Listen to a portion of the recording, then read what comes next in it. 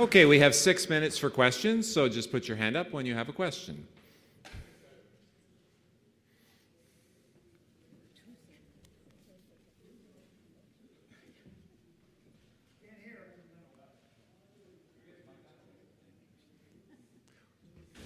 While they're doing that, I should just point out that one thing I've learned from this panel is the importance of being a Renaissance person. You can't simply focus on the science.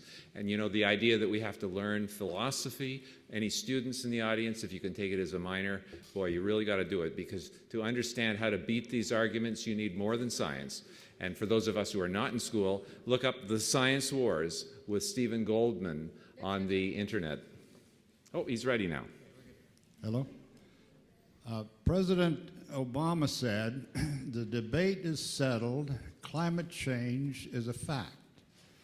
The science is irrefutable.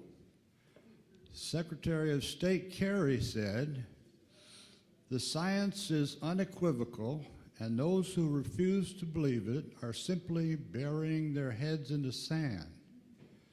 Those who disagree with climate change are guilty of malpractice. We should not allow a tiny minority of shoddy scientists and extreme ideologues to compete with scientific facts. And those are recent statements from the top of our federal government. They make a mockery. Dr. Ball has a good answer already here. Yeah, those, of course, are classic political statements. One of the things that I think people need to realize is that... Oh, maybe you better come up here. Okay, sorry. Yeah, those, of course, are political statements. One of the things that's happened is that the climate issue has become part of environmentalism, which was a new paradigm shift. And what happens with a paradigm shift is that there's a few people that grab it for either financial or political opportunity, and we saw that with this issue. But what happens is that the extremists, and I've often wondered what their role was, is to define the limits for the rest of us. So environmentalism was a necessary paradigm shift, but most people were saying, well, how far do we go with that? And now what's happening is, because they used it for a political agenda, they're having to make more and more extreme statements about it, and that will eventually bring about the end. One of the things, the comments about the science is settled, the debate is over, is that was first made by Al Gore in his presentation to the US Senate. And of course, interestingly, that raised a lot of questions in the media, because the media said, science is never settled. Why are you saying that? So that was one of the beginning of opening up people's minds, much like the epiphany that Sonja had when she spoke with Houghton. These people say certain things that suddenly make you stop and say, no, hang on a minute. You know? Wait a minute, could I have something on Yes, this? go ahead. Because I want to not defend, but explain Obama and his administration. Firstly, he probably didn't write it or even say it. Someone was written for him. It was probably come from the environmental bureaucracy, who have many, many agendas hanging on people believing this. There's the voters. There is the whole hope that this climate stuff will help to encourage investment into renewables, etc., and get the economy going again, which is still in a problematical state. He will get support from many banks and pension funds who've decided to disinvest from carbon. So from a political analysis, not from a scientific one, but from a political analysis, I could not defend, but I could explain Obama's position, because he's only reflecting what's going on in society as a whole. And that so many people believe the Al Gore material. This is a reflection which you hinted at. It's a lack of scientific education in this country and other countries. So you don't blame it all on the politicians either.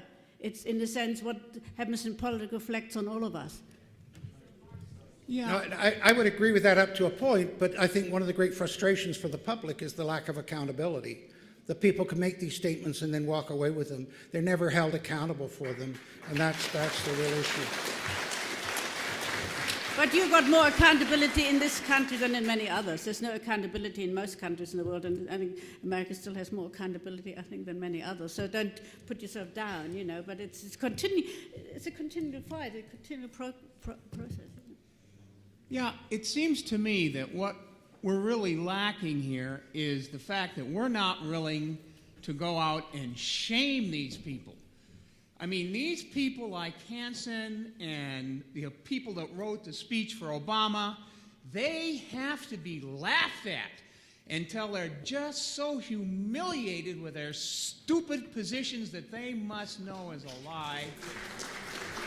We have to form ourselves, and when we see them, we should spit at their feet. No, that's going too far. No, you'll be locked up for that, I think. Just a quick comment about that. One of the challenges that I've had is that, for example, when I was being interviewed for the Martin Durkin film, The Great Global Warming Swindle, the cameras were running and I wasn't aware of it, and I didn't care afterwards. But he said, "Have you had any attacks?" And I said, "Yes, I've had several death threats." And the reason that I didn't want to publicize that was because the number of scientists that I knew who were afraid to speak out, and it's the intimidation. And as all of you in this audience know, the price you pay for daring to raise your head in this society, that's what's really frightening. The idea of an open dialogue and an open debate is long gone. And I'd be honest with you. Somebody said, would you do what you did again? And the answer is probably no. The price that you pay is enormous. And I've even had, just to give you an idea, I've had scientists that say to me, we agree with you, but we're socialists. And the minute we say we agree with you, we're categorized as conservatives, and that's a terrible thing to happen. That is not my experience. That is not.